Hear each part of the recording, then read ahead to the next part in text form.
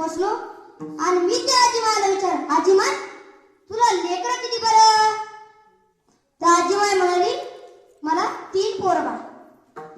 तर मग तुमचा पहिला मुलगा काय करतो आजीमाई? माझा पहिला मुलगा इंजिनियर आहे. बरं, तुमचा दुसरा मुलगा काय करतो? माझा दुसरा मुलगा डॉक्टर आहे. आणि तुमचा तिसरा मुलगा काय करतो बरं? त्याचं विचारूच नको. काय?